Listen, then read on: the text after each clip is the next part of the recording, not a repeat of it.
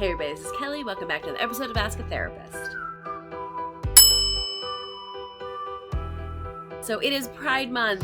Welcome to June. It's a very different Pride Month than it was last year. Most of us were locked into our homes last year. This year, lots of people are out and about and developing relationships and getting to know themselves and celebrating what they have discovered about themselves over the last year. For a lot of people, it has been a very difficult and time-consuming and effortful year of trying to figure out who they are and what to do with that. About a year ago, I published a video about internalized homophobia, and that video has been one that has gotten a ton of response and a ton of views. Today, I want to talk about internalized homophobia specific to people who are just coming to terms with their sexuality. One of the things that I see happen with people who are just coming to terms with their sexuality is they have been forced to come to terms with it mostly recently because of lockdown. And when they've been forced to come to terms with it because of lockdown, they also are probably already in a significant relationship or already in a long-term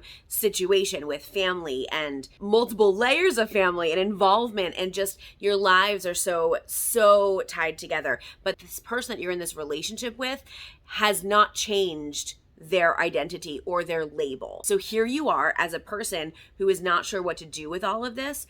Maybe you are entering into consensual non-monogamy, or what many people call polyamory. Maybe you are interested in exploring certain things and your spouse or partner is okay with that within certain boundaries. Whatever the rules are in your relationship are the rules that you need to follow. And if you're not comfortable with the rules, you have to have that conversation with the person you're committed to and figure out what the rules are that are the most appropriate for you.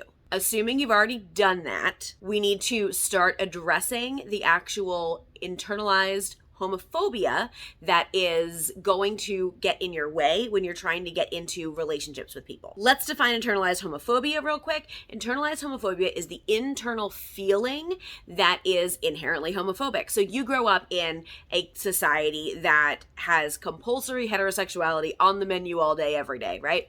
It is assumed that everyone is heterosexual, and therefore homosexual is incorrect. It is not accepted. It is pushed aside in society in a way that makes it so marginalized and so taboo that nobody wants to admit that they are in that category. Internally, we accept understandings of gender roles and identity based on what society has told us. And so we have internalized these ideas that being gay, being trans, being bi, being a lesbian, being pan, asexuality, intersex, any of these labels become taboo and unacceptable and therefore must be hidden. And so inside of us, and by the way, heterosexual people carry this around too, it just doesn't affect them as much because it doesn't conflict for them with their own identity. But we carry around these assumptions about what that means and what general society is going to accept, and it is ingrained into us from the beginning. So first of all, I want you to know to let yourself off the hook for this, okay? And then I want you to be aware of the way that this can creep up in your newfound understanding of yourself and relationships. Let's say you are newly out and you are on a dating app and you are looking for someone to date. The things that you are looking for in them are going to be one of two things. They're going to be the same things you looked for when you were looking for a heterosexual relationship, or they're going to be the exact opposite of what you were looking for in a heterosexual relationship. I don't actually think you need to identify the things that you're looking for to begin with, but if you do, be aware of whether you're falling into one of those two traps, because that is internalized homophobia. Either you're looking for the same thing with different parts, or you are looking for the exact opposite because you assume you should be, because all along you were looking for something in a heterosexual relationship. Either of those are the most likely ways that this can happen, and both of those carry their own set of issues.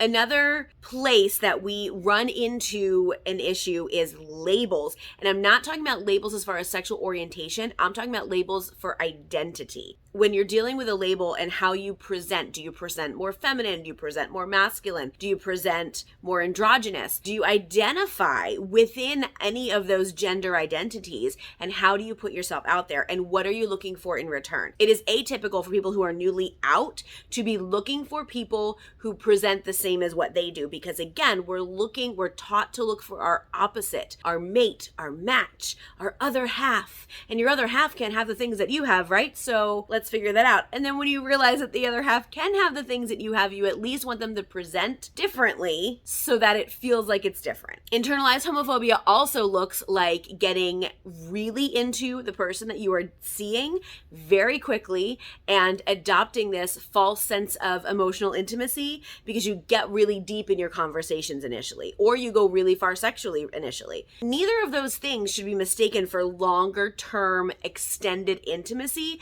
with a person and really knowing them, but we get that mixed up because we assume that, well, I don't need to take as long to know this person because they've had some of the experiences like I've had. So we are going to be fine to jump into a relationship. Relationships that get serious fast in the queer community have just as low likelihood of lasting as relationships who go quick to commitment in the heterosexual world, because we're still humans and that's how that works. For most people, you do need an extended period of time to get to know each other. Not everybody does. And I know I'm going to get 100 different comments, but like, that didn't happen with me and my spouse. Awesome. Great. Really glad for you. But yours didn't end up that way. That doesn't mean that most people don't end up that way. And the problem happens where people are looking to foster that intimacy and they don't want to live in that like in between of who am I? Who are they? What does this mean? Because all of that chaos is piled on with this understanding of societal norms and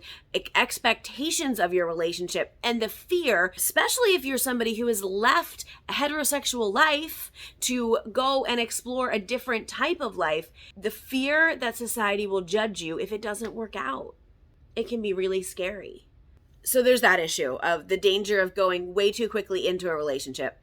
There's also the issue of never actually committing to a relationship, because if you don't commit, you don't have to be public. If you know this about yourself, but you also know that you could probably be okay in a heterosexual relationship, or you can probably be okay alone, then you are more likely to hide this part of you because you don't have to deal with the ramifications of announcing yourself to everyone. That's also internalized homophobia.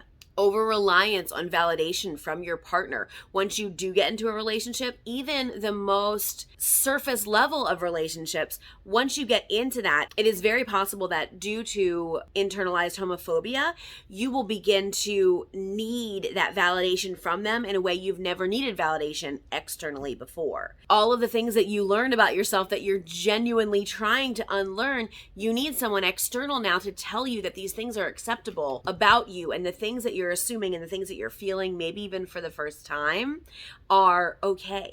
There's no time in life that internalized homophobia will guaranteed not creep up.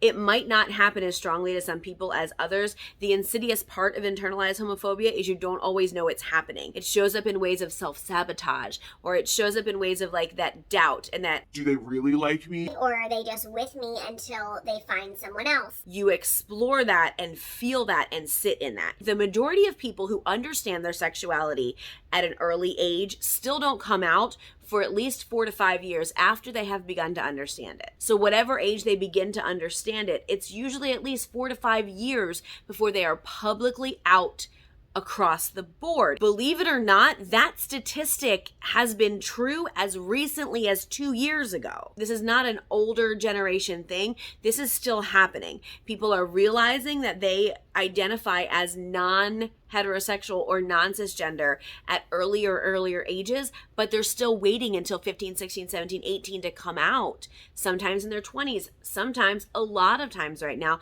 30s, 40s, and 50s. And that time that you spend suppressing self inside because you aren't ready to tell people who you really are, the time that you've spent suppressing all of that, you're then feeling like you're making up for in your 20s, 30s, and 40s. So you still have all of that. Do they like me? Don't they like me? What do I do about this? All of that chaos that we all feel in our 12 to 16, 17, early 20s for some of us. that age range of understanding who you are through the lens of someone that you're romantically involved with. And now you're going through that again at a time that you thought you knew who you were. And that can be very off-putting. That can just throw your game off completely. Now that we've exposed all of these issues with internalized homophobia, the question becomes, what do we do about it? We recognize it. You recognize that it is going to be hard for you in the beginning to understand who you are. It's going to be hard for you in the beginning of a relationship to separate out your happiness from the other person's happiness. And it's going to be hard for you to unlearn and untie all of those gender and stereotype related assumptions that you have. Your job is to be kind to yourself and take your time with yourself and allow that to happen in the most organic way possible for you. It is my fondest dream that one day I will not have to make these videos anymore, and I will be able to say to anyone who comes in, we'll all use they pronouns until we know how someone identifies, and we will be able to assume that romantic or platonic attraction can happen in any way necessary for the person that we're talking to, and we'll just be peaceful and open-minded. We aren't there right now, and I want you to understand, I so badly need for you to understand that is not your fault.